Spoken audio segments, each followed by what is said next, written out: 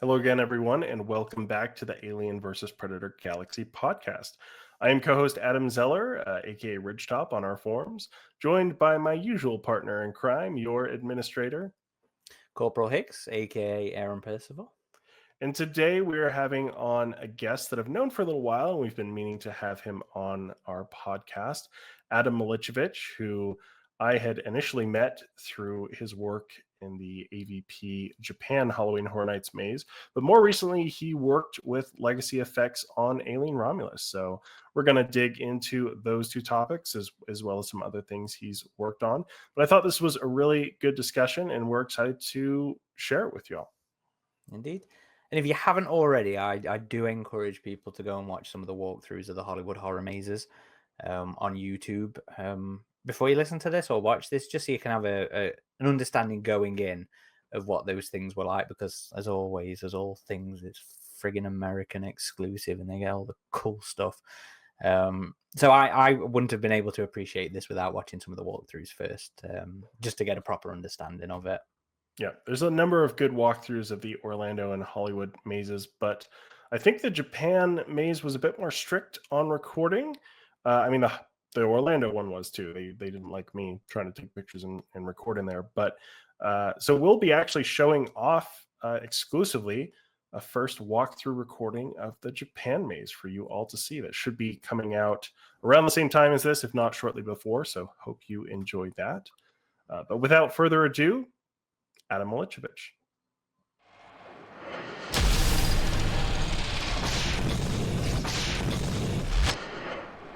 So first off, Adam, thank you for joining us on the podcast. We have a tradition on our podcast with all our first-time guests, and that is just to ask about their first encounters with our favorite extraterrestrial creatures, whether that's a xenomorphic space terror or a big game hunter. So since we're talking about all of the franchise today, can you go over Alien and Predator? Do you remember the first time you were traumatized by them? Yeah, I actually remember Predator. I was like 5 years old, and then my dad showed it to me, basically. So, and he would specifically cover my eyes during the gore, like the bodies and stuff. But I saw that when I was younger, and it was cool. Like I never like it did, but it didn't like fully click with me, you know. And then it's funny because like when I was just having this conversation last night, like I was like a paleontology kid and really into dinosaurs. And then Jurassic Park came out, and then I was like, oh, I want to make films and all that other stuff. And then shortly after that, I was in a Walgreens with my grandma, and back in the day, the toy, well, I don't know how they are now, but if you get a toy in a Walgreens, it was just grossly overpriced. And she was like, you get $2, knowing full well there was no toy for $2 in that store.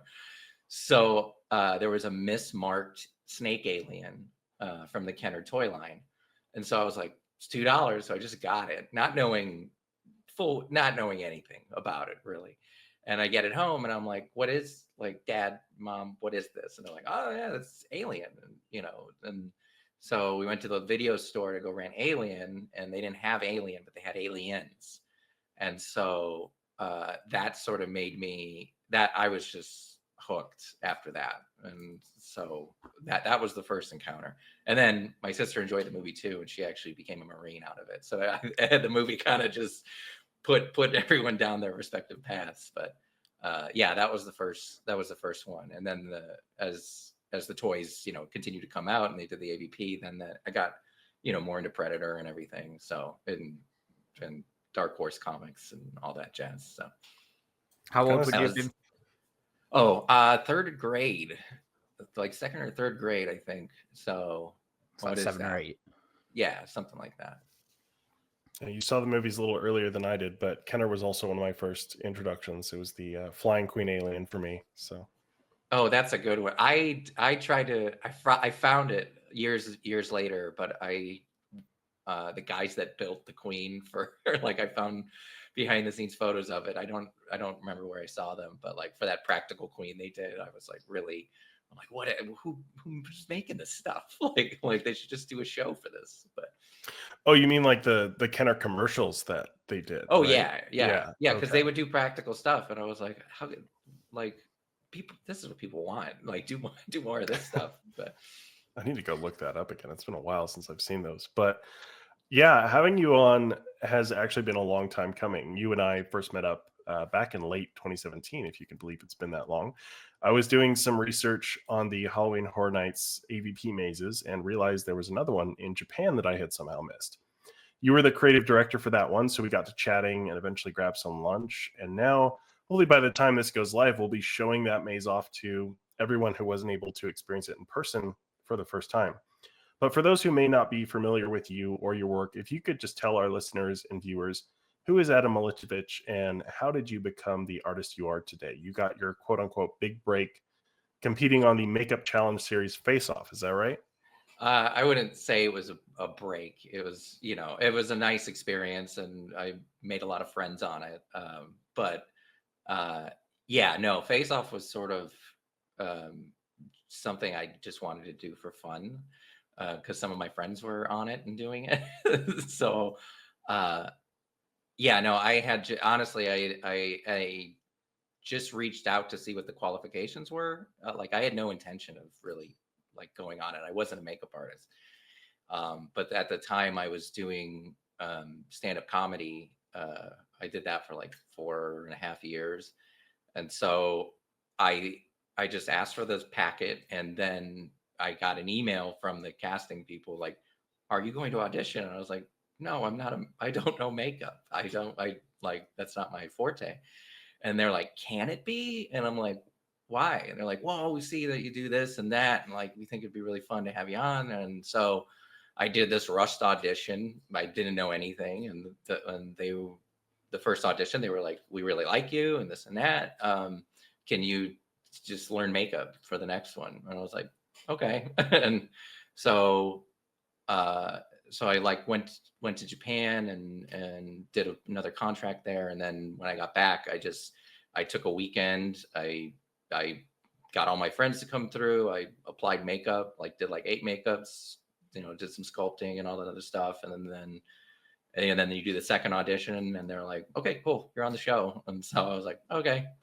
Like it was really like kind of anticlimactic at the at the end of the day. But yeah, it was fun. I mean, I'm like, it's an experience that, sort of creates a fraternity with the people that are in it. And you kind of like, it's like going to war almost. Like you've been through the same trauma basically. So, but yeah, that's sort of how that happened. But no, prior to that, I was I went to school for like fine arts, and then I got into, being in Orlando, I got into theme parks because that was just sort of like the industry to go into there.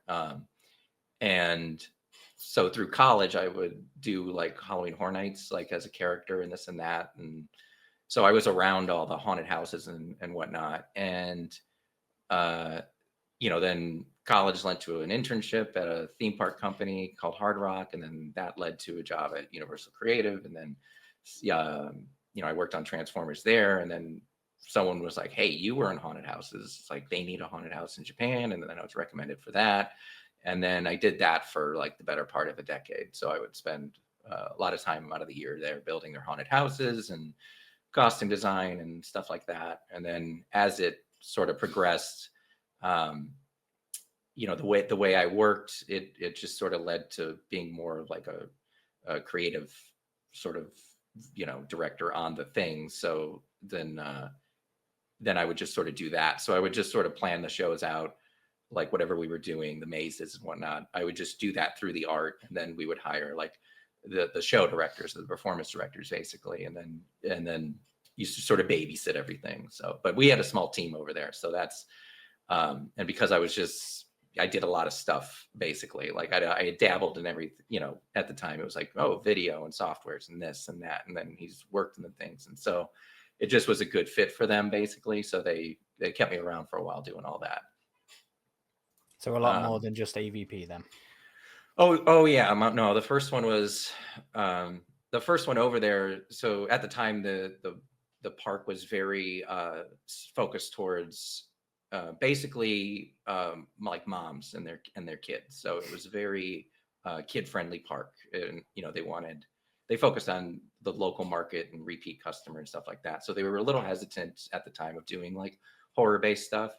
Um, they had like dabbled with it the year prior. Mike Davis was the VP of entertainment at the time, and so he would bring in these choreographers and stuff to sort of do these dance, like zombie dance shows and stuff like that.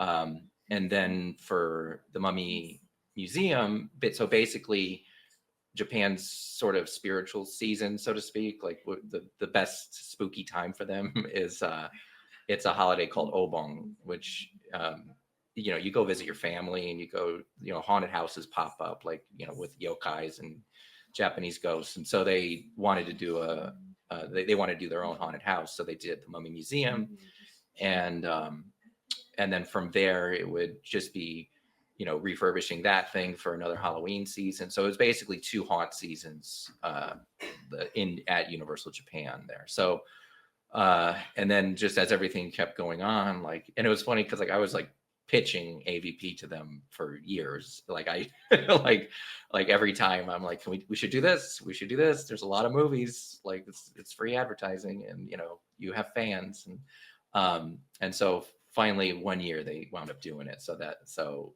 it was just the fit. Wow. So let it be known, the idea for AvP for 3 parks started with Adam. Well, I mean, I'm sure there's congruent thinking, but yeah, no, I mean, I like whenever they had an idea, it was all like, or like, I'm always like trying to peddle Gremlins and Alien and Predator, because I just, no one touches those things typically for attractions. So was the Mummy Museum, was that the first haunted house that Universal Japan ever did before they did the event proper, the Horror Nights event? I think there was a designer named Kevin Barbie as a big design firm. I think he had done some like spooky attractions prior, to the best of my knowledge. But as far as like a full on like Universal style haunted house, that was sort of the first jump into it, basically. Yeah, and that looked really cool from what you showed me. Was that based kind of on the vibe of the Fraser Mummy films, but kind of doing its own thing? Yeah, well, they had, it's funny working over there because you'll work with these properties, and they don't necessarily have the same cultural, resonation that they have here, so it's like, you pitch something like, oh, it's the thing from the movie, and they're like, yeah, not a lot of people saw that, so just do something fun, and so that was neat because they wanted a traditional mummy. I had to do 2 paths basically. So we wound up just splitting the maze down the middle, and we did like a traditional mummy thing, and then I did one focusing on like these undead gods of Egypt, basically. So that's what it was.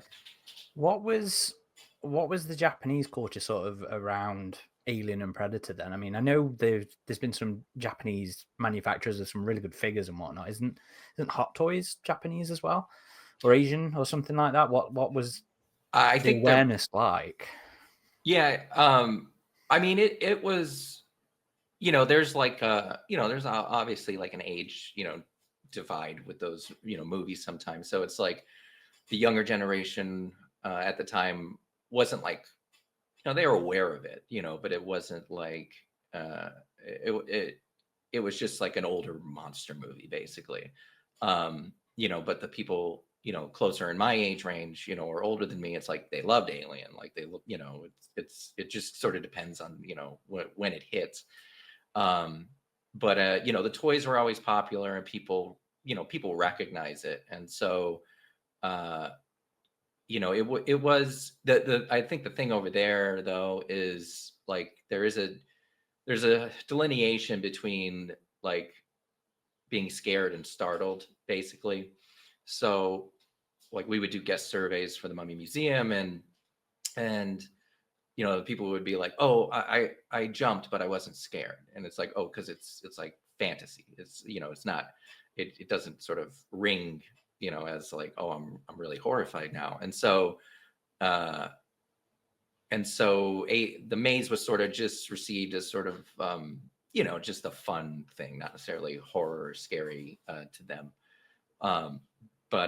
You know, you also have to take into account, it's like what we deem, you know, what we typically put out in horror movies, that's fed to, you know, their culture as children's entertainment through, you know, Kamen Rider and Power Rangers, stuff like that. So, you know, when people see big costumes, it's like, oh, that's a kid's show thing, or that, you know what I mean? It's like, there's just a different association with, like, you know, certain elements and stuff like that. So, yeah, so the maze was, like, you know, well received basically. But we didn't continue it beyond that. So. And let's get into the AvP maze a bit. So how did that particular project initially come about for you, and what was the process like bringing it to life? You had a very short time frame to work with that one, if I remember. Yeah, you know, you know, I had, you know, when I got back back in country, you know, they said they were doing this, and I think, you know, they had wanted to do something closer to the Hollywood maze. I think they had procured some plans or something, but the footprint I had to, you know, work in just didn't align with it. So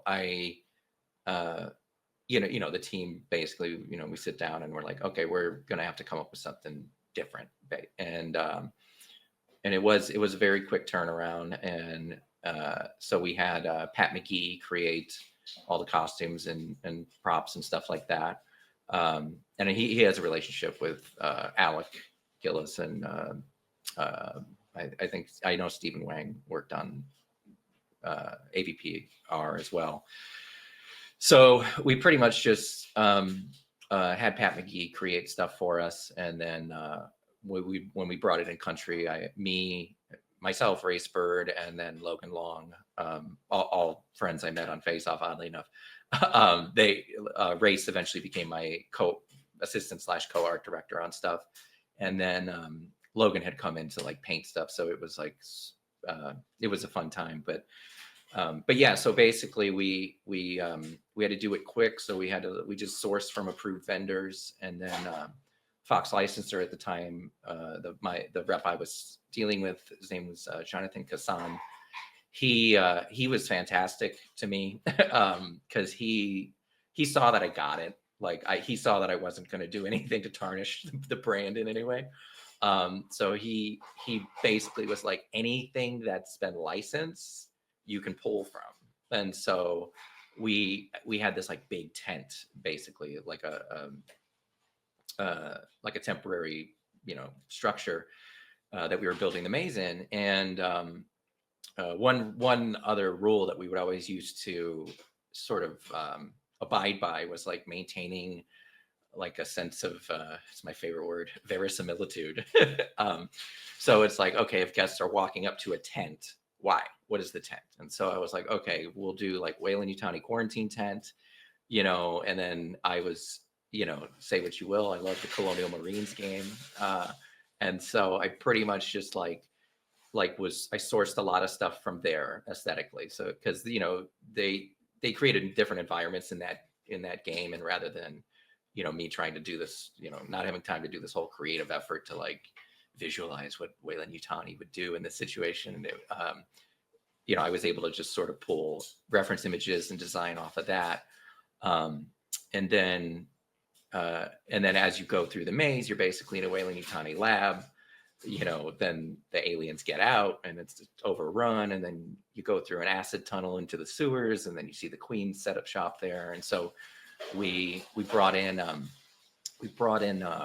company called 20, basically. They're a creature fabrication company in Tokyo, and they built us a full alien Queen abdomen, and Pat McGee gave us the parts for the body. And then we created what was it, Requiem warriors for it, and then we did masked and unmasked predators, and and then we did some Kenner weapons from the from the toy line. I saw So, the big bladed. Oh, what figure was that? I have it somewhere. You could get like a mail-in cloaked yeah, Predator it's with that blade, wasn't it? yeah, because I wanted to, that was part of the, that's part of the thing is their gear and everything. But I wanted to do something that performers would have an easy time, working with and dealing with. It's like, so many times you just see, oh, here's a can full of nuts and bolts, and it's like, like let's give them some gear. And then also the company Cool Props, they were really supportive as well, and they had sort of lent some pieces from a personal collection to recreate, and we would reference them, and then they also lent some of their products to the maze as well. So it was everyone was really excited over there to like work on it and be a part of it. So everyone was like, what do you need? Let's just do this. So but sounded like a lot of pitching in from a lot of different people there to bring it together in that short time then. Yeah, but it was fun though, because people wanted to be like, that was one of those projects people wanted to be a part of, and so it was just a really like it's probably the favorite thing I've ever worked on. It was just a very joyous time. Like, I don't know, even with all the stress that comes with that kind of stuff. You specifically called out the AvPR heads there in terms of what you were designing. Why that specific line of design? Was that because that was the most recent thing, or was that that was just an approved. It was an approved product already. So rather than try and reinvent the wheel, like Pat McGee is an approved vendor for aliens and stuff like that. So it was like, okay, this is easy. We don't need to do, because there's always a lot of creative back and forth, with projects like this, and especially with creatures, because that's the fun stuff and people want to, infuse something into it. But it was just, that was just what we went with. I actually wanted to do like, I some of the sketches that are floating out there. I wanted to do the dome ones because I always wanted to do this, like a pile of maggots, basically. Like, so you just see this like, yeah. So you just see this like, these like gross shiny things, and I also wanted to do the pipe gag. So you're walking through like a boiler room kind of thing with pipes coming out of the wall. And I wanted those heads, basically the ending of the first movie. I wanted those heads to like just blend in. But I was like, we got ribbed. What do you it's fine. Yeah, I believe the Orlando version and the Hollywood versions of the maze had different styles for the aliens and the predators. In Hollywood, it was like Predator with AvP armor and the Requiem aliens, and then in Orlando, it was the first AvP movie, Aliens kind of style, and more jungle hunter predator armor. So I was wondering, you guys probably had more collaboration with the Orlando maze, because Universal Creative, is that like Orlando, Japan, and then Hollywood is John Murdy and separate, or? Oh yeah, no. I mean, at the time, Japan was a licensed park, basically. So they were their own entity, and so it wasn't like a lot of heavy collaboration. It was just like I saw what they did, and then but it's like, well, that's great when you have a backlight on a soundstage to do whatever you want, but it's like Japan wasn't structured that way. So so just because of my footprint and everything, I wanted to I wanted to create just something kind of different with it, basically. And also like, I like, there's always like budget concerns and turnaround times and stuff like that. And for me, like going to the Sulaco and everything, that like I love that. But so many haunted houses take place, just in general, so many experiences are in like old rundown house, old rundown house. And then I just didn't want to, even though we were dealing with AvPR elements, I didn't want to do the Colorado thing. I wanted to I like guests to like be transported, like not necessarily digest something they kind of see on a regular basis, that they're paying money for, basically. So it's like, So that's sort of just where that came from. It's just my like personal preference, and I like putting guests in locations that they're not used to, particularly because it also creates an uncomfortability, and Adds to the that atmosphere and yeah. the tension, yeah. Yeah, and so that it's you sort of layer, like it adds to the layers of the experience. So Yeah, it was interesting how all three mazes kind of had their own distinct identity to them. Like I was lucky enough to do both Hollywood and Orlando in 2014, and then it came back to Hollywood for a second year in 2015. And so I did it again because I couldn't get enough of that. Because I do actually like AVPR, as some people know. And so just being able to like physically walk through a space based on that, I thought was really cool. But the Orlando one was also interesting how it was like a very Hadley's Hope kind of facility, but in the jungle. So really meshing those aliens and predator aesthetics and the same kind of thing. But yours was, even though both Orlando and Japan were like different research facilities, yours had a very different kind of look and feel about it. So I was curious, were you able to, first of all, what was like the narrative setup for your maze, and compared to the others, I guess, and were you ever able to personally experience the Hollywood or Orlando versions, and how did you feel yours was the most distinct from those? Well, to be frank, as much story as you want to infuse in these things, nobody really picks up on it unless, they're going and reading the website or they're really into it. So, the idea is like Weyland-Yutani lab, there's aliens here. What's going on? And so, we walk into the lab and then, we find it's basically the AVPR setup. It's just like, the conflict came to Earth, but Weyland-Yutani got to it, and they're, there's a dead predator they're examining, and like they have the face hugger samples, going, through the maze. It's like it's much more visual storytelling than necessarily like the detail lore element of it. So you it's like you wouldn't really have a lot of narrative drive. You wouldn't have actors sprouting, a dialogue or anything like that to really set any more of the scene than the general vibe of it. no, because I think a lot of times that depending on what you're dealing with, like what kind of IP you're dealing with, I think that'll like take you out of it. And over there, I mentioned like the sort of the cultural resonation of certain properties, and and it's like like we focus on, like the sort of mantra was to focus on like quality of experience. And so putting guests into a room and then giving them a 30-second monologue or a minute monologue, I do that when necessary, for certain things. But with this, it was just like I was coming at it from like, it's a King Kong versus Godzilla movie from 1962 or whatever. Like, it's just, it's Frankenstein meets Wolfman. It's just a brawl.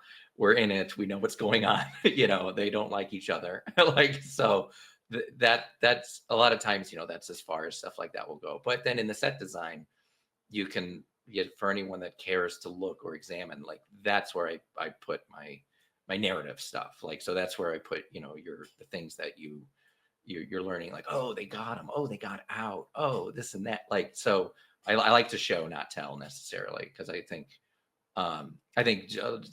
excessive exposition, I think, is a little disrespectful to your audience at some point, so, and at the same time, it's like, I'm an artist, so I want to I want to put it in their eyes as opposed to their ears. So I think that's the case with a lot of like, well, probably all Halloween Horror Nights mazes is like they'll have a little blurb setup that you might see in the brochure, but yeah, it's mostly visual storytelling. It's mostly about creating a vibe in the walkthrough experience. But no, I mean the visual storytelling at those events has always been top notch, and I've loved it. But so I know you did the Hollywood one. Did you also do the Orlando one? I think I did, if I'm remembering, possibly. I can't. I used to, like, in between seasons, I would just go I would hop around and just do all this, like, go to all the horror events. So I think I did. I think I went through it. I can't fully remember. It doesn't seem like it made an impact. No, actually, like you mentioned, each maze kind of had its own voice. Like I liked that one. I like that one because it, like you said, it transports you to a futuristic facility and stuff like that. And so, it was a fun one. I mean, me personally, I realize it's sort of a byproduct of the circumstance, but it's like I've never been like big on like conga line mazes, as I call them, where because then your timing can be off. Like not every guest has the same experience, and so and then kind of becomes a satisfaction issue. And so in particularly what we would do in Japan is we would pulse people in like groups of 6 to 8. And so so there's a whole show sequence for each room, basically. So everything you go into, there's boom, a gap, we set them up and knock them down, reset them again. And so it makes for kind of a more immersive experience and more tense, because there's no safety in numbers. It's like, oh God, it's just us, so, but yeah, no, I did get to go, through the Hollywood one. It was fun. It was fun. I enjoyed it. One thing I took away from it, particularly that, impacted my maze was like, no one was doing the full size, like no one was doing a hive per se. And then no one was doing the full size queen. So when we were doing the maze, like my boss at the time was like, we got to really, what's going to sell it? Like, what's going to be great? And I go, you build the hive, the full hive, so that's what we did. And yeah. I think it's the only full size queen abdomen, because I think it's only been miniatures. So I think if I'm remembering right, I think we were the only ones that have ever built a giant like queen abdomen. So didn't Stan build a full size rig for aliens though? A queen, yeah, but the whole sack. Oh, the sack. Sorry, I didn't. Oh, sorry. Yeah. When you say abdomen, that's what you meant. Okay, yeah. Oh, yeah. No, I believe you're quite right. Yeah, I believe you're quite right. So that was fun. That was a good. that honestly, it was really like it was a kid in a candy store on that thing. So I was just like, oh my, this is so. Did you actively go through testing runs through it, testing timings and stuff like that? Is that part of the creative iteration process of the mazes? Oh yeah. We because when you do this kind of stuff, like you're told like, okay, this is the throughput you need to meet. And so even escape mazes, it's like we want to, like, if you do it right, we want like be able to like solve it in 30 minutes or solve it in an hour or whatever. So it's like, and you just you go through testing, and like you do guests and mock groups and stuff like that, and see how everything plays out, and then you just adjust. I mean, that's more in the side of like the show director, performance director kind of things, like that. They're the ones that are like, they'll work with the actors and this and that, more intimately. So all that pans out. Yeah, definitely made for the most impressive finale, I think, of any of the 3 mazes, which if you're watching or listening to this, you can see for yourself with the video we'll be putting out with this of the maze. But in terms of the queen itself, so were these like new queen? Because I know the Hollywood one, the Orlando one didn't have a queen at all, but the Hollywood one had just the queen body sans the egg sac, it kind of standing pretty vertically in this barn. And I thought it made for a really cool visual, but it wasn't like a full hive sequence like yours created. But was it, were these queens produced for this maze, essentially, both of these? Oh no, they were from the molds for Alien vs. Predator, because Pat McGee has a great relationship with Alex. So like, they play nice. So when Pat produced the queens, they sourced them from the film. Okay, so Studio ADI was kind of assisting Universal Creative with all these mazes to some extent or another. Yeah, sort of. Yeah. Well, Okay. Pat McGee was the creature builder on those products, so it was mainly his relationship with them. He's the guy that knows everybody. So Gotcha. Would that be the same then for like the Predator armor and stuff like that? That was from original molds, and that was why that was kind of done. No, for us, because there's a physical difference in size with performers. We had him adapt things for our team basically. So Pat recreated everything for a slimmer build and everything. But so not that stuff wasn't necessarily directly from the film, to my knowledge. Just the things that weren't dependent on people's physiques.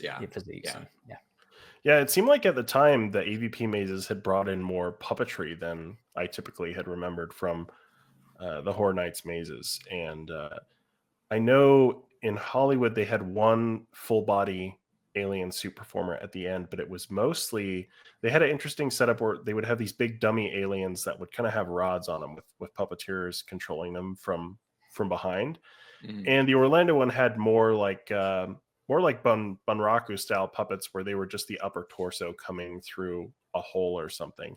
I don't know if the Orlando one had any full body alien suit actors. I mean, they all had with Predator, but yours seemed to have multiple full body xenomorph suit actors.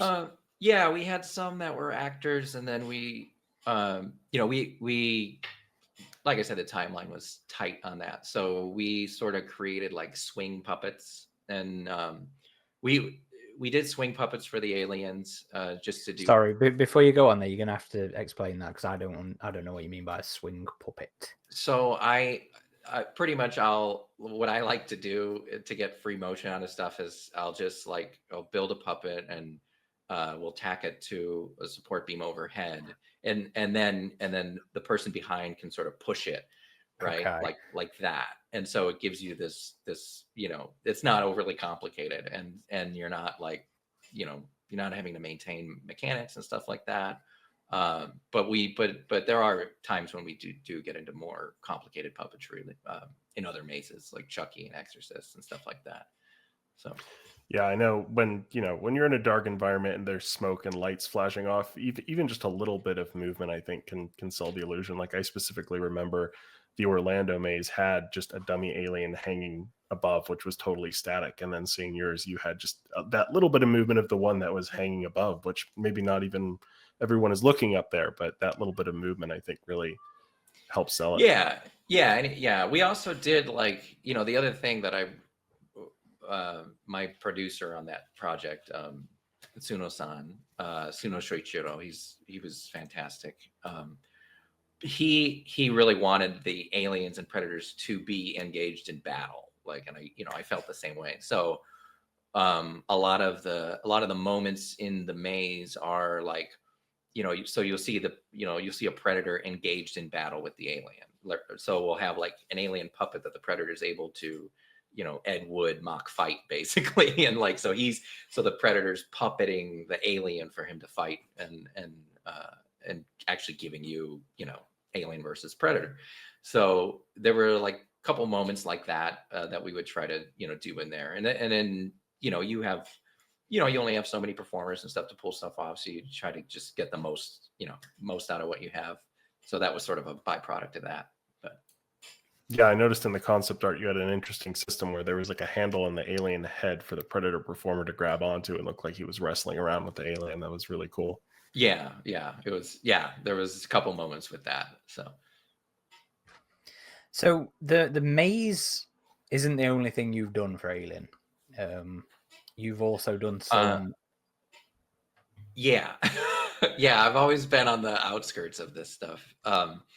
Yeah, I did a friend of mine from Face Off, Anthony Cozart. He recommended me to do that alien clock some years back. So my mom bought one, so she's got that in her house. And that was fun because it was, yeah. I did not know you had one of those, Aaron. I knew you had the one in the tank, but. No, we were talking about this the other day. Really?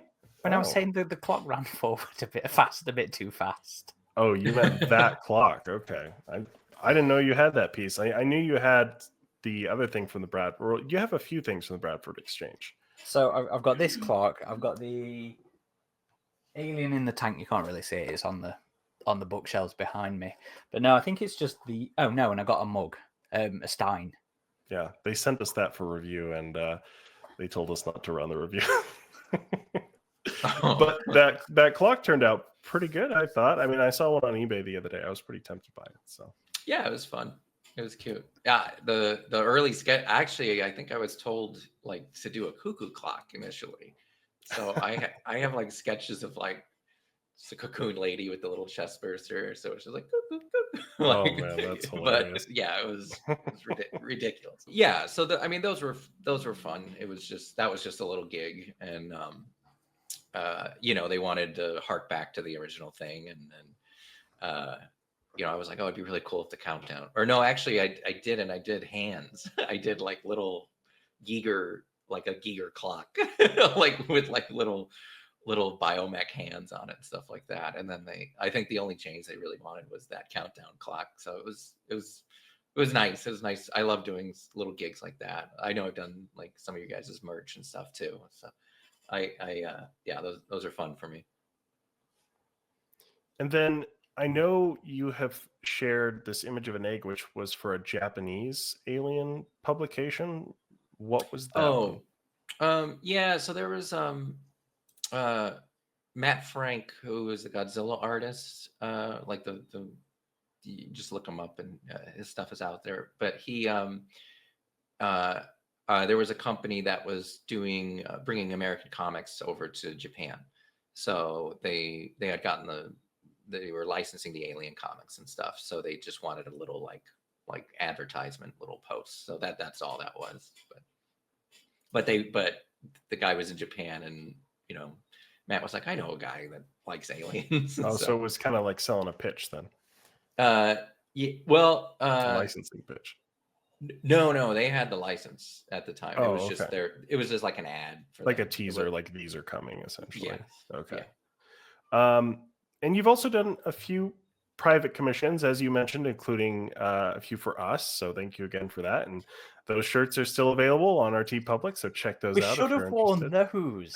I was looking for an alien shirt to wear today, and I went for the cavity colors. I should have worn that fucking shirt that you did for us. I just ordered a couple more actually, because they have a few new shirt styles on TeePublic. So I got like a vintage wash version. But yeah, you also did this hat for us more recently, and this was based off a quote that Fede said, which was "Make aliens scary again." And so we sent him one of those hats. But yeah, going back to your private commissions, notably, you've also collaborated with fan Instagram user Reeve, I hope I'm saying that right, on a couple of custom Predator biomasks nicknamed Harbinger and Architect, the latter of which had a unique, almost kind of insectoid-like appearance. So how did these biomasks come together from concept to completion? And do you have any other interesting private commission stories to share?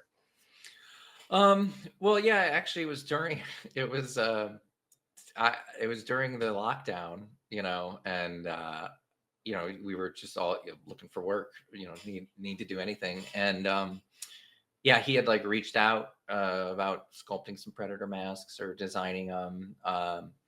And he's enjoyable because he'll come up with this whole lore and this whole aesthetic and all these reference images. Now he's on the Mid-Journey kick, but yeah, so I haven't really done much, but no. So with that, he'll have this whole sort of backstory behind the character. So you just sort of, you know, take what you can from it. But no, his masks are actually really the stuff he puts out is really neat because it's all just, you know, like everything's detailed, the lenses are detailed. Like there's sort of like no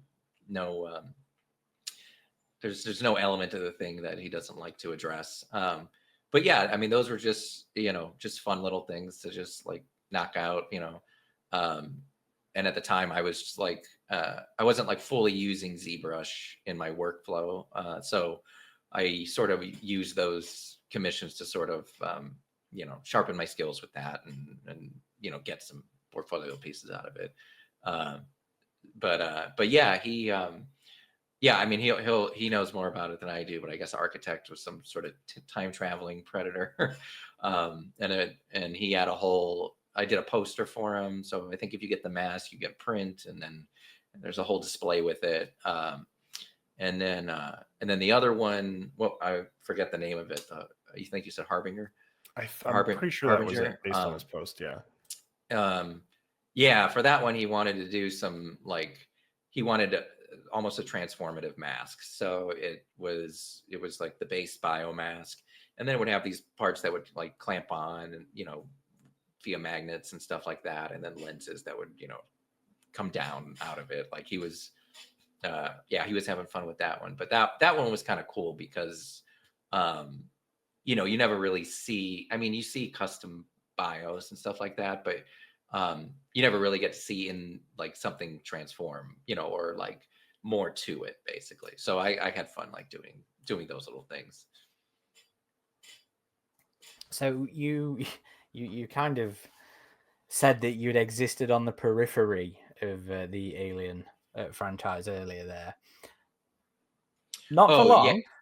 Oh, well, yeah. Well, because it was just like, everyone who knows me knows, I have, I have like alien tattoos in my sleeve and everything, like they're just hidden in there and stuff like that. So I have a Predator 2 tattoo that says "Want some candy," and it was funny. Because my one of my bosses at Legacy, Shane, when you're artists don't like their work basically. So I told him one day, I was like, I love Predator 2. He goes, no, you don't. And I go, no, I love. He goes, oh, it was so tough. And I go, yeah, I have a Predator 2 tattoo. And he goes, no, you don't. And I go, no, I do. And he's like, man. And I was like, yeah, it's people like it. Like, I don't know.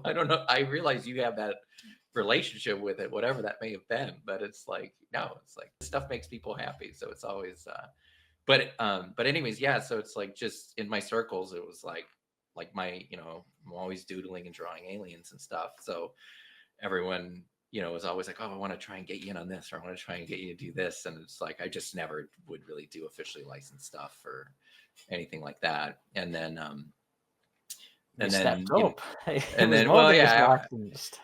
after pandemic, I just, times were dire, and I was like, well, I'm not going anywhere. May as well try and do what I've always wanted to do, and which is creature design for film stuff and TV. And so shortly after lockdown sort of like let up, I started working at Legacy Effects as a 3D designer, and then that sort of evolved into doing concept art. And then it was just, I was just happy to be there by the time Romulus rolled around. So then the whole team jumps in, and you get to do some of that stuff. And from what we understand, when you were with Legacy, your focus was primarily on developing specific elements of the xenomorph, namely inner jaws, hands, and the cocoon it emerges from when growing to an adult.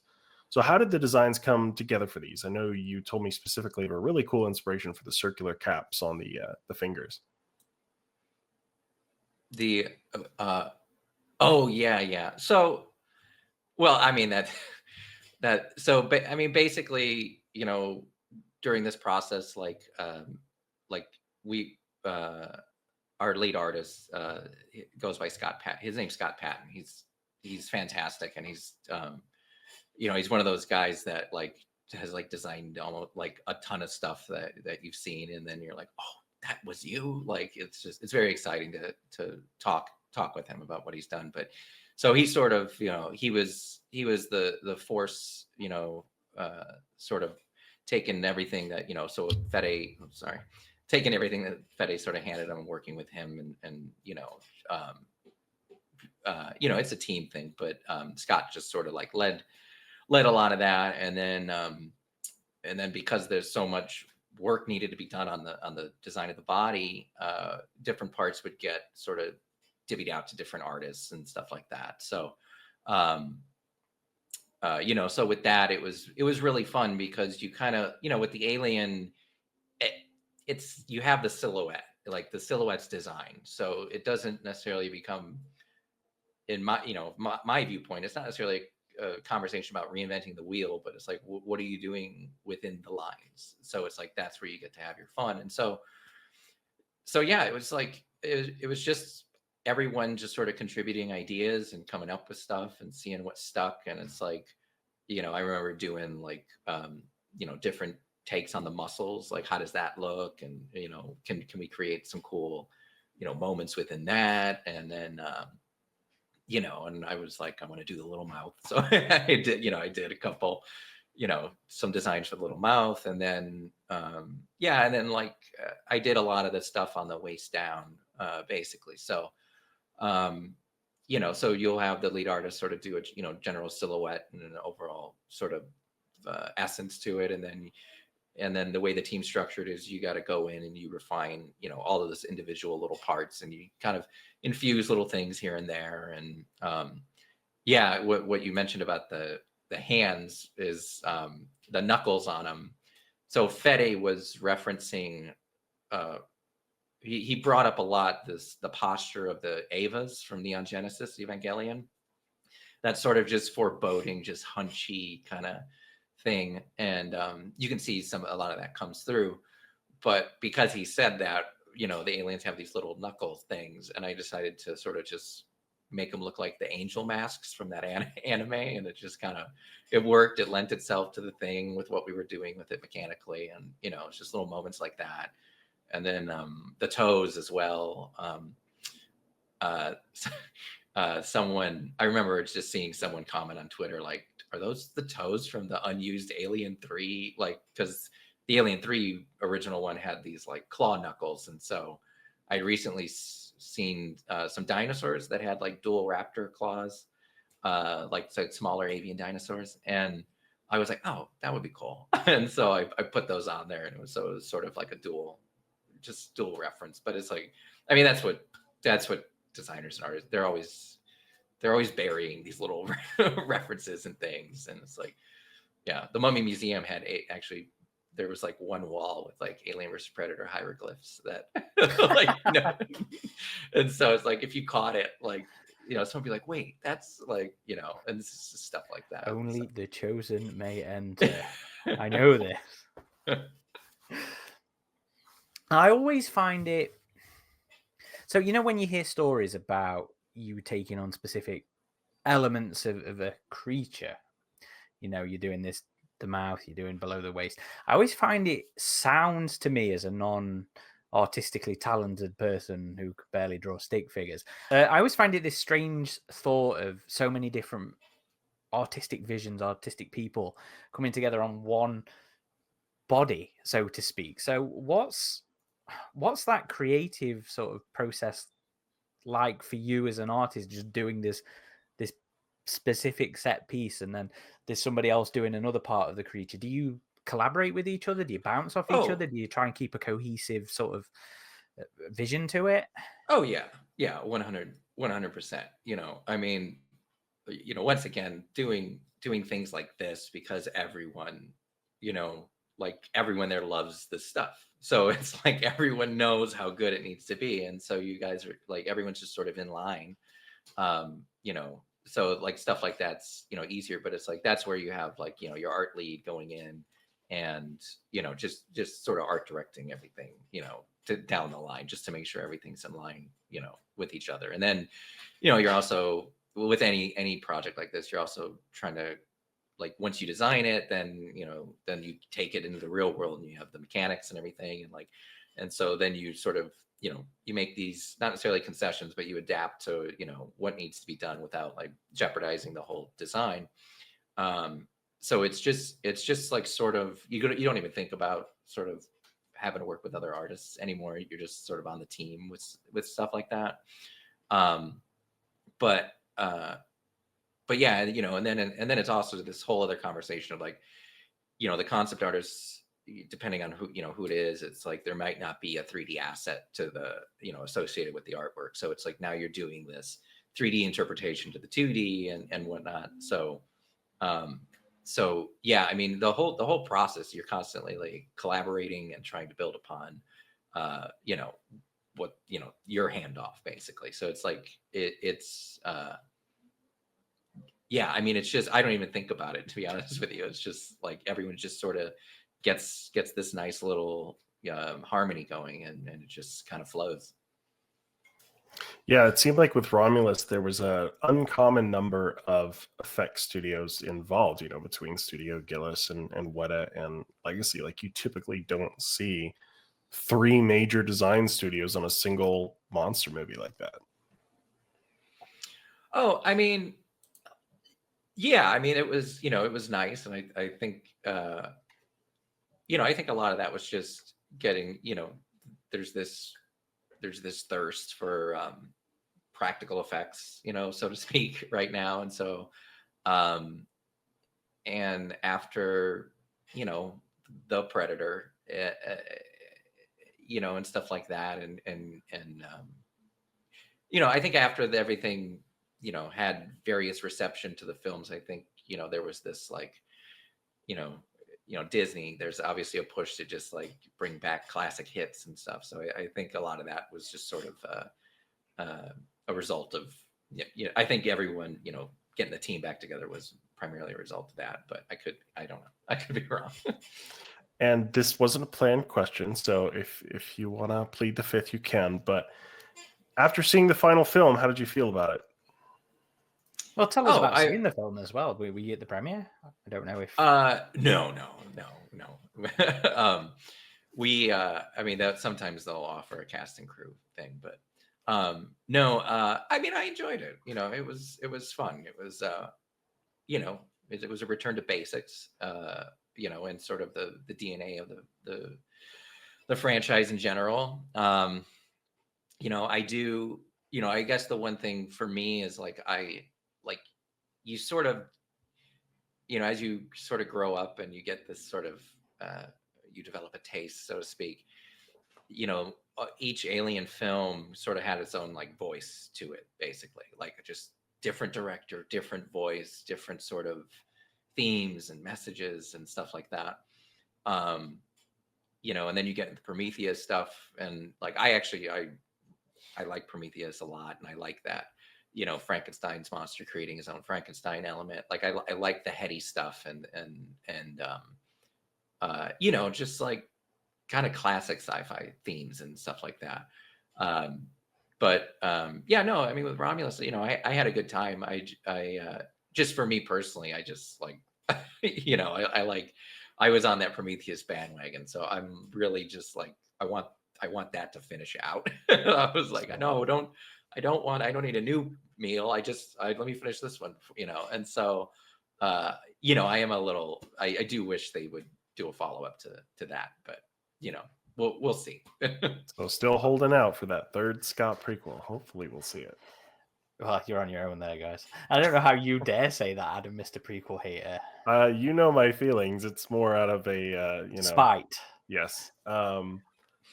But moving on, I know you're really into 3D printing, Adam, and from the behind-the-scenes materials we've seen on Romulus, as well as with Prey, 3D printing has really impacted practical effects work as of late.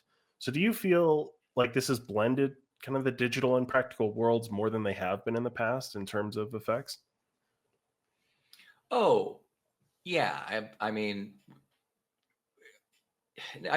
not necessarily. I mean, you got to understand, it's like the way everything's been done or being done now. It's like it's been going on for a while.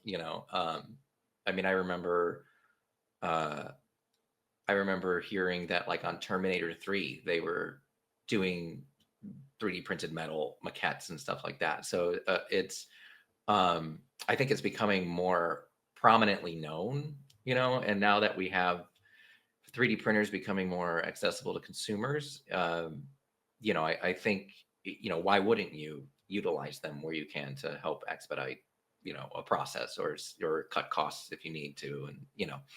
And, but like, I mean, with this one, it's like, it really was like a feat for everybody, because it's like, even if you're doing something digitally, it's not necessarily, like the computer just doesn't do it. It's just like, you're doing the physical work in, the digital world, basically.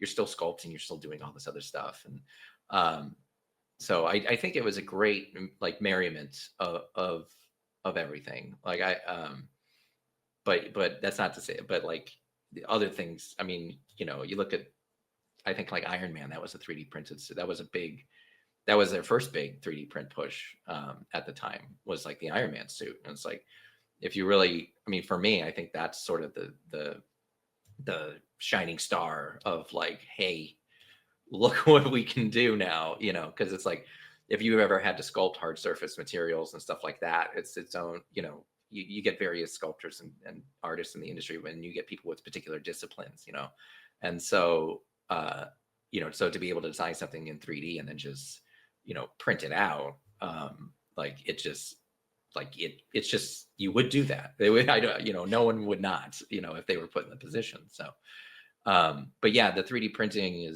is I'm thankful for 3D printing, because I had never been a truly strong sculptor with clay.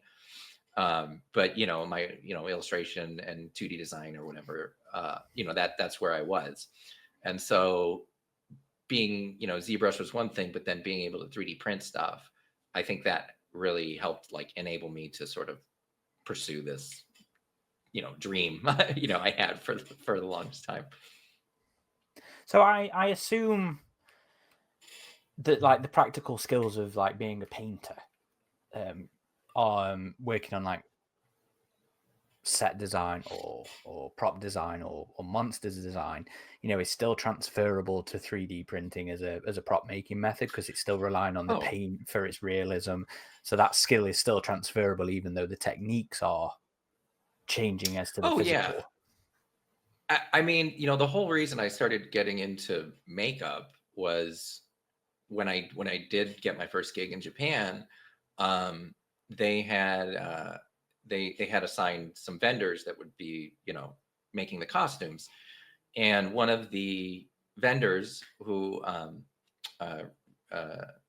he recently just passed, Keizo Murase, and Shinichi Wakasa and Fumi Murase. They were the guys that they did the Godzilla suits, like, for all the Japanese films. And it was funny, because no one told me.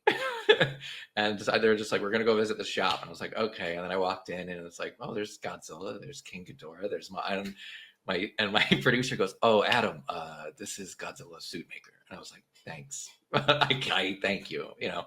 And they knew I was like, they knew I was a fan of everything.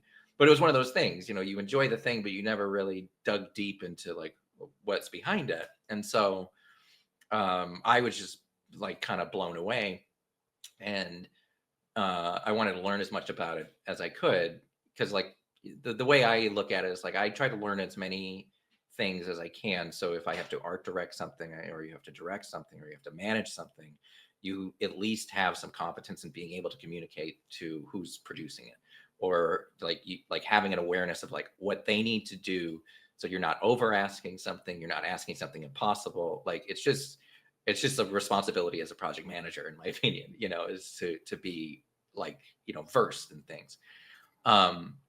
And so that's sort of what kind of pulled me into exploring makeup and doing physical clay sculpting, and better understanding that world.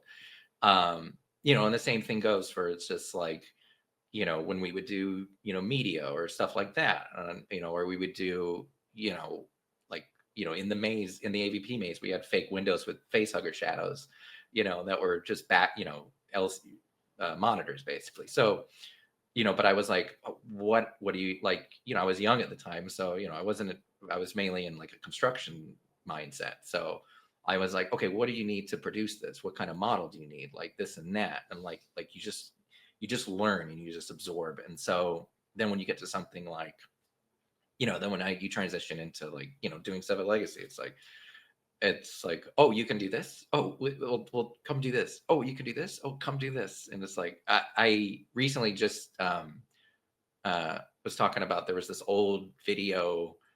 I was just in town and I was helping out a shop and I was like painting puppets, and it was for a Blizzard commercial called it was a Hearthstone Kobolds and Catacombs thing, and it was a blast. It was a puppet thing, but it was funny because I was getting let go every day, and then the next day getting a call. So I'd paint the puppets or whatever, and they're like, okay, you're done, and I'm like, cool. And I got a call and they're like, can you storyboard? I go, yeah. And so I go back the next day, storyboard stuff out, and they're like, okay, that's all we need. I'm like, okay, go home. Can you illustrate Dungeons and Dragons covers for the sequences? And I go, yeah. So I go do that, and then they get a call. Can you matte paint? And I was like, yeah, I could do some of that. And then it was like, I remember the day of shooting, they're like, can you come and quickly art direct the set? And I was like, sure, why not? Whatever, So, but having that, it's just very. I think there's a lot of value in just sort of being a jack of all trades. It's something I've noticed about you as an artist is you do have a pretty broad skill set in terms of the type of art and design concepts you can do, in terms of like, crafting an idea for something, managing that creatively, and then bringing it into the physical world in terms of like prop making and mask making and stuff like that. As far as Romulus goes, digging into that a bit more, I remember after the film came out, we just had a lot of different concept artists releasing stuff they had worked on from this project, and we were blown away by a lot of it. We're still hoping for an art book one of these days.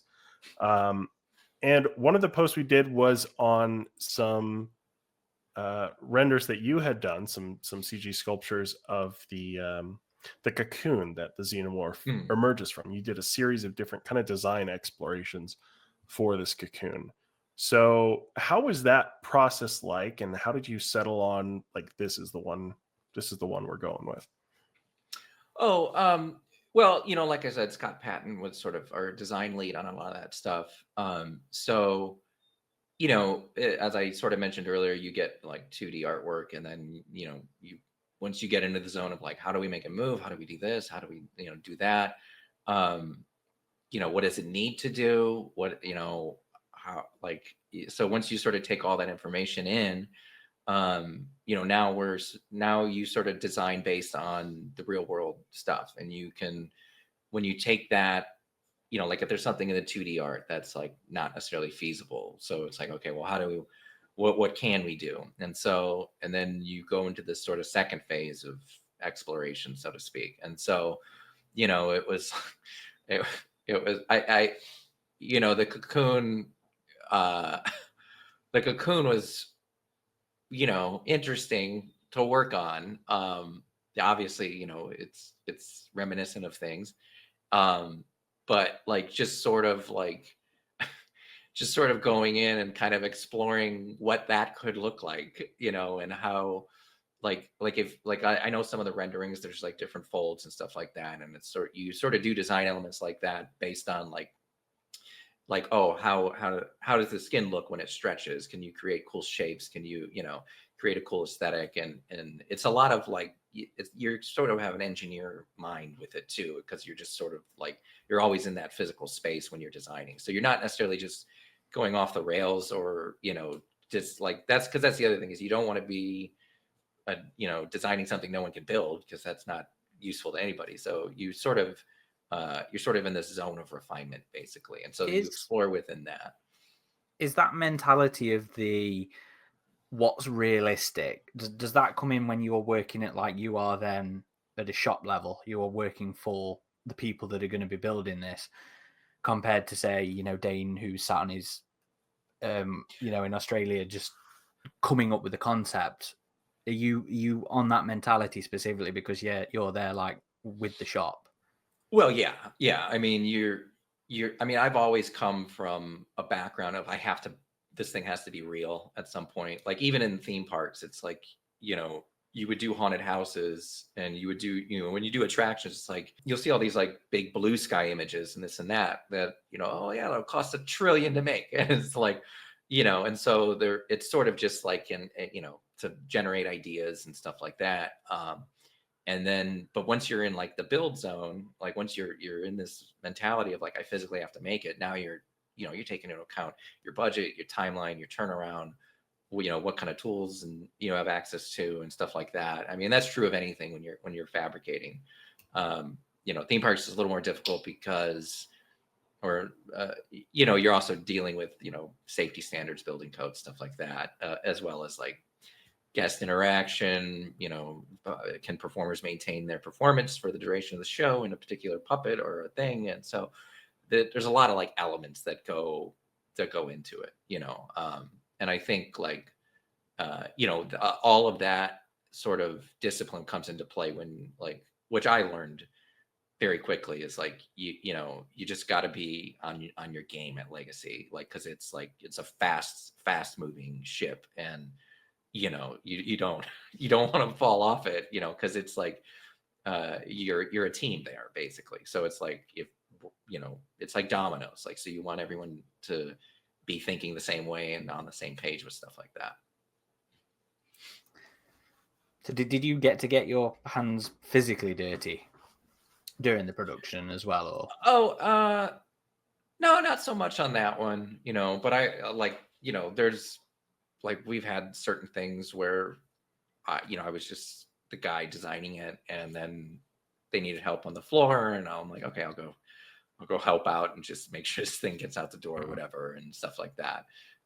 Yeah, it's, you know, it's you know, I get my hands dirty once in a while, but I try not to continually remain in that space.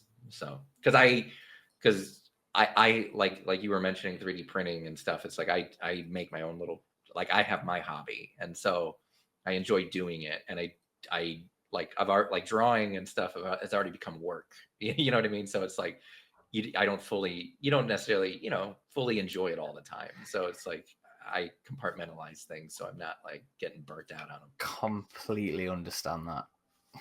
I refuse to do any out of hours IT work for people. So now I know you've told me about your idea for a new Predator film, Adam. So while we've got you here with everyone listening, give us your pitch. This?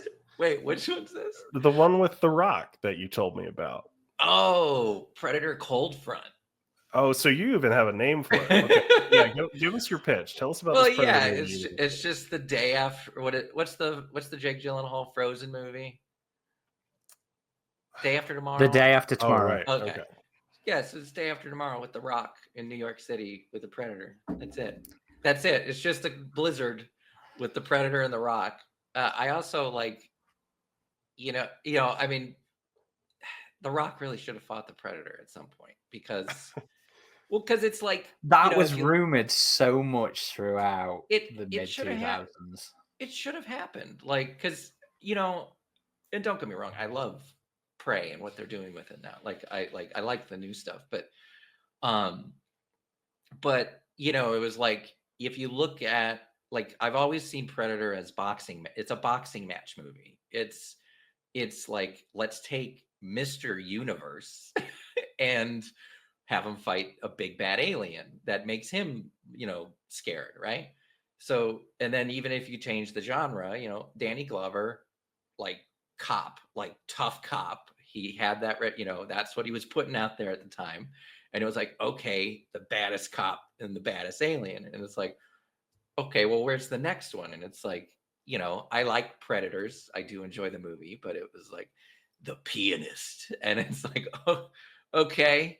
You know, and I genuinely like that movie. I find it very, like, I wish there was more sequels to that thing, but yeah, no, it's just like put them in the snow, not fake snow, like a pyramid, like, no, like snow predators and like stuff like that, because now you have the predators at a disadvantage as well.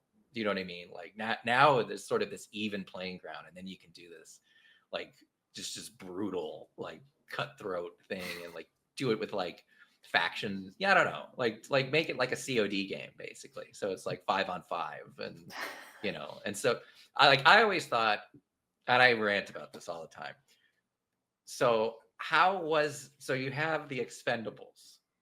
Why, like, that should have just been the cast of Predators. Like, everyone's there who missed out on their chance in the 80s. Like, just put them in there. Like, it just made sense. And I was like, why, like, like Topher Grace, and then but then they get Dolph Lundgren. I'm like, okay, this makes sense. But what, I don't know. I'm not a money guy, so I don't know. I don't know how well that would do. So I was never a fan of Expendables. I don't think anyone really is, but they made about 6 of them, didn't they? It was somebody was watching them. Well, yeah, I'm sure. I mean, I gave them a chance. I'm more in the camp of like my taste in film is like other guys, so it's like comedy noir kind of stuff. Not other guys, what good guys, like the Russell Crowe Gosling thing, like that's sort of where my temperament rests now. So yeah. And then Shane disappointed us with his next film. What's that? Oh, the Predator. Yeah, because that was his film before The Predator. Oh, was it? Yeah. Wait. Oh, that's crazy. The Nice Guys? Yeah. Yeah, that's right. Yeah, I enjoyed that one. Wow. I really enjoyed The Nice Guys. Yeah. To be fair, both Scott and Shane did that to us. You know, The Martian before Covenant. Yep. And I say that as somebody who actually enjoys, for the most part, Covenant. But I thought The Martian was brilliant. Really enjoyed The Nice Guys. And yeah. They both tricked us. What are you gonna do? We'll crowdfund Predator Cold Front and just see how that goes. Oh, anybody got any hookups with Dwayne Johnson that's listening? Reach in and we'll see what we can do. I did do a little thing on Black Adam. That was neat. So, monsters and aliens. You know, you're obviously very passionate about both. We've seen that you've done a good amount of personal work based on, again, monsters and aliens and predators and all the good stuff that we love. A few other artists we've spoken to have also put together some, really impressive alien pieces just off their own back, just for their passion for the properties. If some artists are looking to, get gigs on the franchise, get involved in the industry, do you think putting out fan work like that is a good way to just get yourself on the radar, get yourself noticed by production designers who might be out there on the internet? Yeah. I mean, as far as like when I came up, like all the advice is different, and it's like, part of the reason why, like, I chose to kind of give myself a lot of range, so to speak, when I was younger, was because, when you're in the parks or you're doing something like that, it's like, you don't know what you're necessarily assigned to. So it's like, oh, you're going to do Transformers. Oh, you're going to do Sesame Street.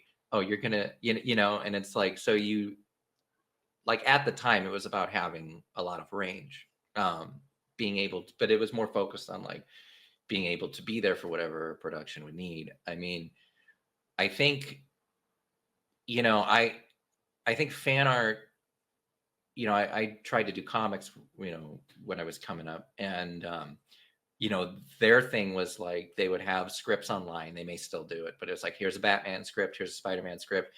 And so, because they want to see how you're handling their characters, basically. So, but I think with like, I don't know, I think when it comes to this world of the film and production side, they're, it's cool to show that you can do creatures, but you can also do maybe adjacent like stuff, or not necessarily doing fan art, I do it because it's fun, but I know that that's not necessarily like, getting me, anywhere with doing it. So yeah, I mean, I would also, I think with like concept art in general, you have to focus on, not necessarily like bright shining hells of poppin' renders and stuff like that. It's like, you want to be able to show, a good piece to showcase what it's going to look like, in context, but at the same time, you want to be able to like break down like how it works and this and that, and like you're actually thinking about the character as opposed to just like one shot of something. Um, but at the same time, it's like you'll get into places where it's like if you see how things are approved now through a lot of my experience, it's like people are less inclined to make decisions or judgments off sketches anymore. Like it's they like some do. I'm not saying it's completely that way, but it's like depending on who you're working with, like some people just need to see the finished thing fully realized in order to make a judgment call on it. And I think that because not everyone's going to have an artist's mind that you encounter with stuff like that. So it's like if you want to, if for anyone who's like trying to like do stuff like this, I don't necessarily recommend focusing on fan art. I mean, now with like social media, fan art can get attention to your other works, which is nice.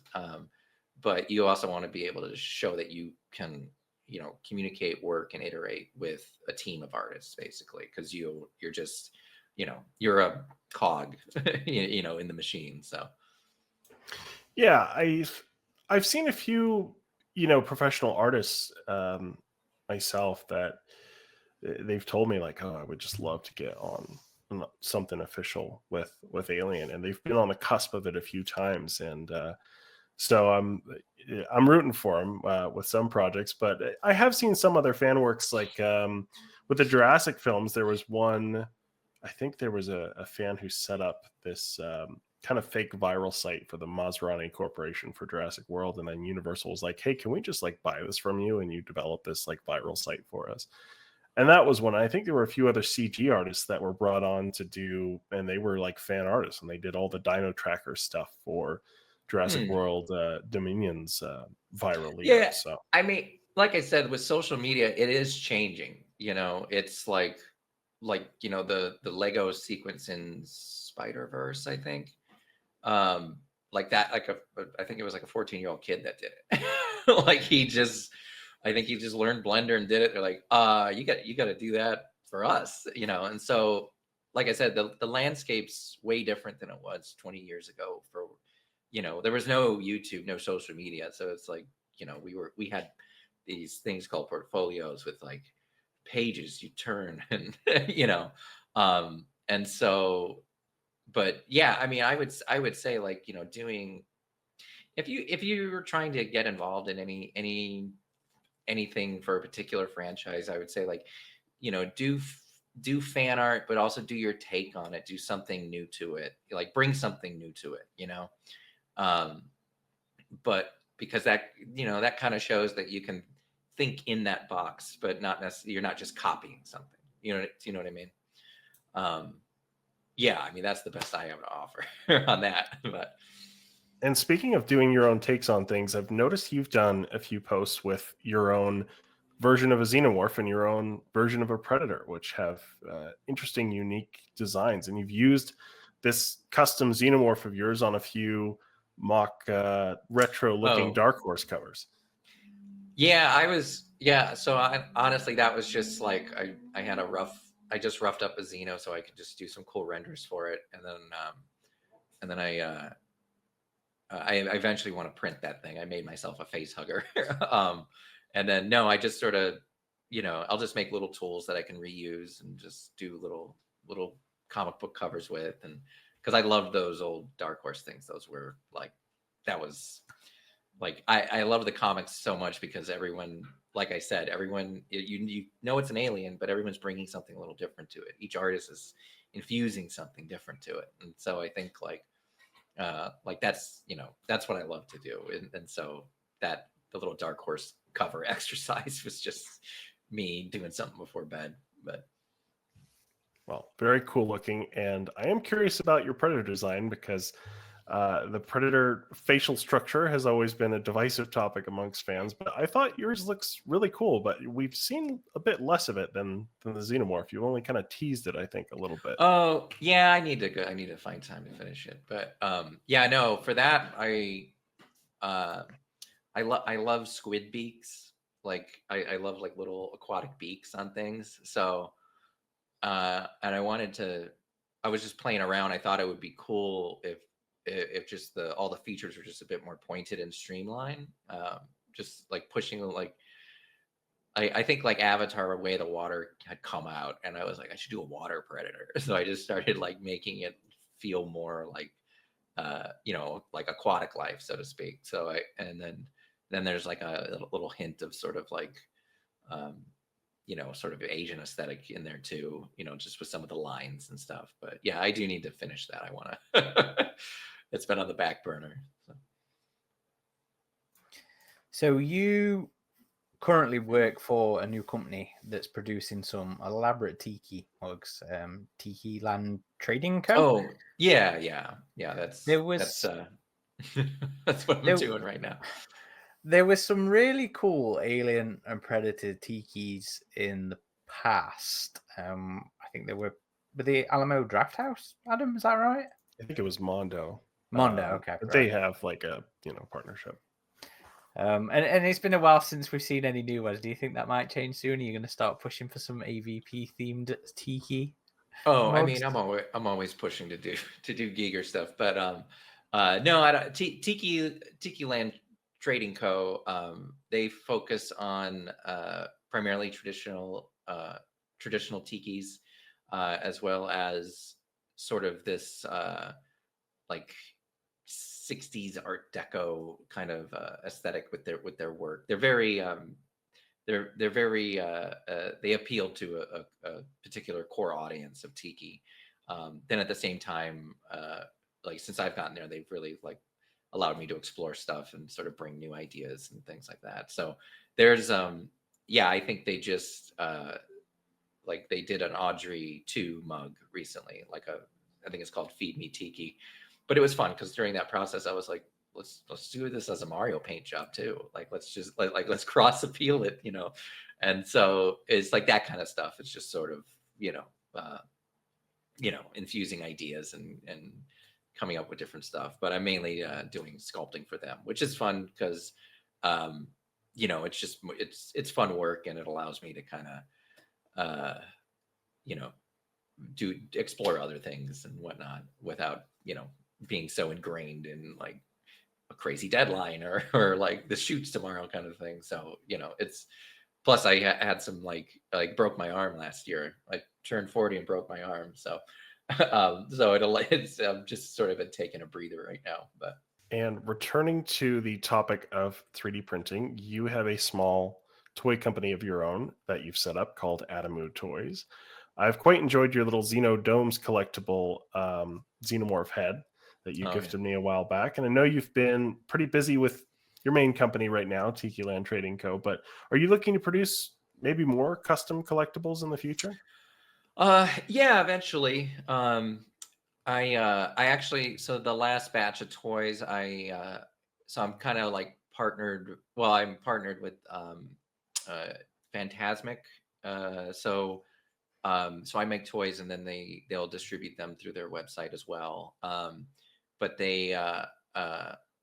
But yeah, so it was just this little toy line that I just kind of started during pandemic, and then I need to get back to it. So, but yeah, we do it started with Zerum, which is an old Japanese.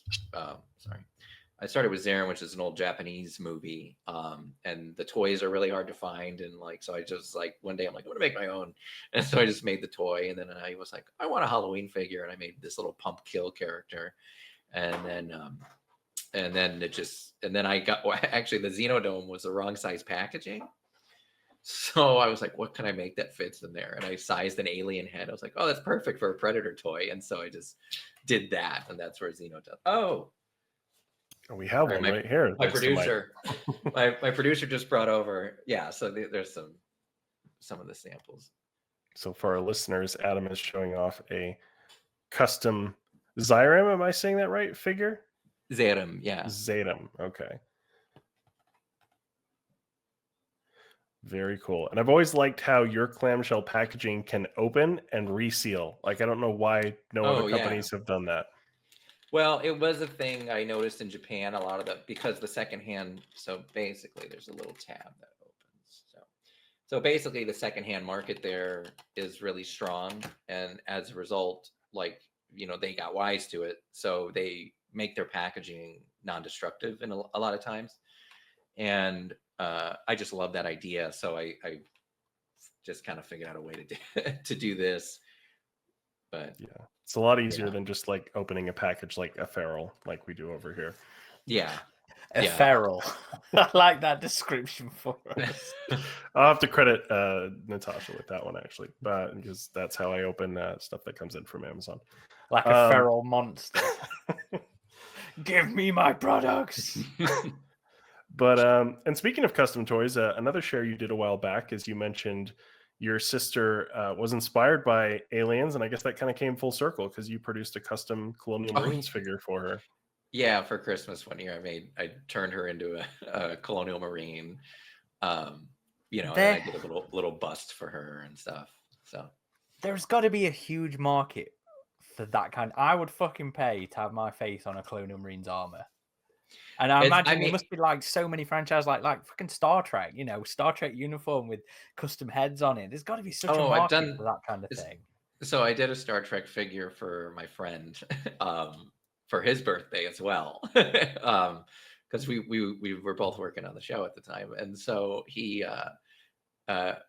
posted it, and then someone was like, "Can I get one for my husband?" And I was like, "Okay, send me a picture of him." Thankfully, he looked like my friend, so it wasn't a whole lot of sculpting. But no, there's definitely a market for it. I think the tough thing is it's like there's like you have these price points with these things, and it's all handmade goods, so that's part of the appeal to it is doing these custom figures. And so, but at the same time, people aren't going to pay $5,000 for a figure, so to give you the month to do it or whatever. So it's always like trying to find a balance with it, and stuff. But there are like a lot of companies where you can send photos and they'll make you custom figures of yourself and stuff like that. So but it's out there. I agree. There's definitely a future market for that sort of thing, I think. But that is actually everything from us. Before we let you get back to crafting more tikis or creating more Colonial Marine custom figures or Alien Inner Jaws or anything like that, is there anything you'd like to share that we just haven't given you the chance to with any of our questions? Any anecdotes from your time on the project or any thoughts? Not particularly. Like this, I thought we had a pretty full conversation. So, yeah, no, this was a blast. Thanks for having me. Yeah, thanks for coming on. Glad to finally get you on here, and really excited to show off more of your work on the maze coming up soon. Yeah, I look forward to it. Do you have any social outlets you want to direct people to see all the bits of your work or interact with you or whatever? I mean, I'm on Instagram as a Civic Dilemma and Twitter. And then I'm starting to do pump kill content for the toys and stuff like that. So that's out there too. But okay.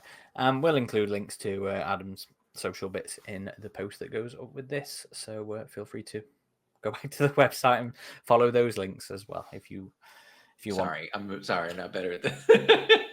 No, it's perfectly fine. I should have just worn it on a shirt. Just there's the @ It's always awkward because then you're like trying to spell it out for people just to be sure, and it's always a crappy part of doing these things. So yeah, I always put links in the notes just to make it easier.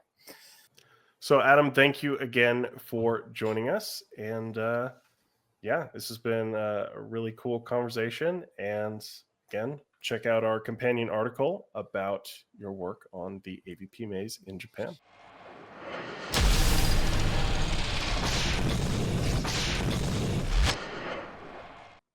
So that was our discussion with Adam about his time working on Alien and Predator, as well as other things.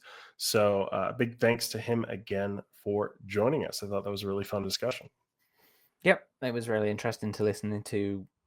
I mean, it's a niche topic, let's be honest. This is a niche thing, and it's a niche interest of yours that I probably wouldn't be so aware of if it wasn't for your own for your own interest in it. So to actually get to dig into the creative process around that kind of thing a little more, it's the same sort of excitement I'd have talking to anybody who worked for like Ride at the Speed of Fry or I have for Alien War. So it's really cool to get an insight into the way these things work.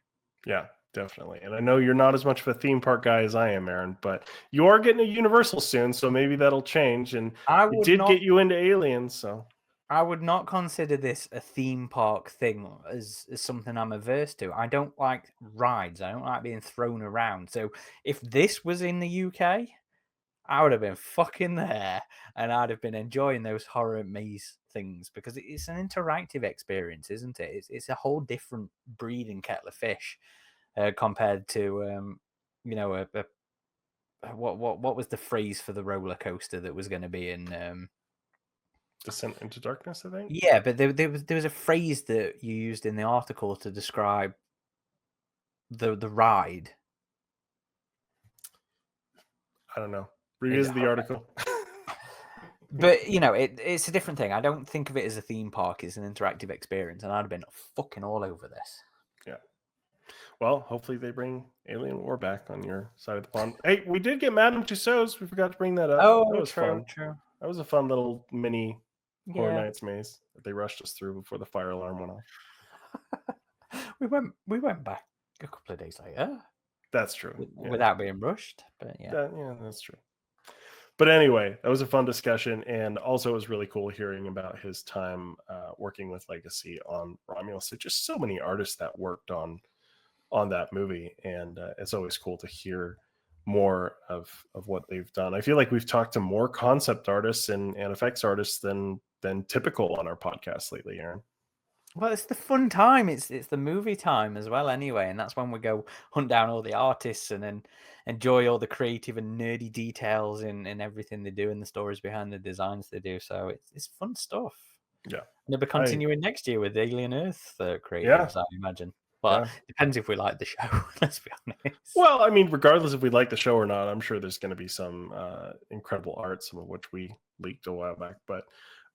It's I always do love talking to the artists. So again, big thanks to Adam for coming on. But if you made it this far to the end of this episode, thank you for listening or watching. You can always find us on our main hub of activity, our website, avpgalaxy.net, where we have editorials, reviews, news on all the latest happenings in the franchises. We're also on all the major social channels, Facebook, X, Instagram, Threads, and Blue Sky, as well as, of course, on YouTube. And we do run a Steam group as well as a Discord group. So check those out if you feel so inclined. If you want to check out those shirts we had mentioned, which Adam did some designs on for us, check out our TeePublic store as well. And as usual, a big thank you to our Patreon supporters. If you'd like to support what we do at AvP Galaxy, go to patreon.com/AvP Galaxy to check out the options for that. Indeed. If you'd like to follow me personally on Twitter, I'll say on Twitter. If you'd like to follow me personally on social media, I'm on Twitter as @_Corporal Hicks, and I'm also on Blue Sky as just Corporal Hicks. If you'd like to follow me personally, it's @Ridgetop21 on Instagram, Twitter, or Blue Sky. I think it might just be Ridgetop on Blue Sky. So I think it is. You can find me. It is just Ridgetop.